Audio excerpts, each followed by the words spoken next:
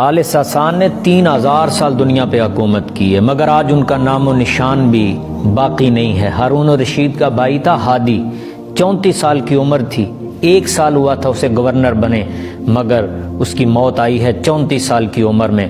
موت نہیں دیکھتی یہ گورنر ہے، یہ وزیر ہے یا فقیر ہے، یہ مخمل کے بستر پہ سونے والا ہے یا چٹائی پہ سونے والا ہے، موت یہ نہیں دیکھتی۔ بلکہ قبرستان میں آپ جب جاتے ہیں تو 80 سال کے بوڑھے کی آپ کو قبر جہاں نظر آئے گی، وہاں آپ کو 2 سال کے بچے کی قبر بھی نظر آئے گی۔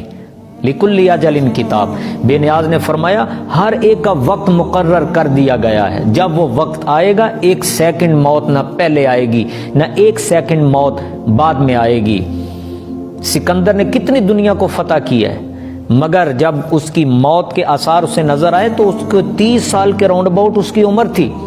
بابل موجودہ عراق کے مقام پہ تھا اور اپنے حکیم ڈاکٹر اکٹھے کر کے کہنے لگا کوئی ایسی دوائی بناؤ کہ مجھے موت اپنے وطن واپس جا کے آئے۔ تو سب نے غور و فکر کے بعد کہا تھا کہ ہر بیماری کا علاج ہے مگر موت کا کوئی علاج نہیں ہے۔ ہائے ہائے، موت، الموت لیس منہ الفوت، الموت لیس منہ الفوت۔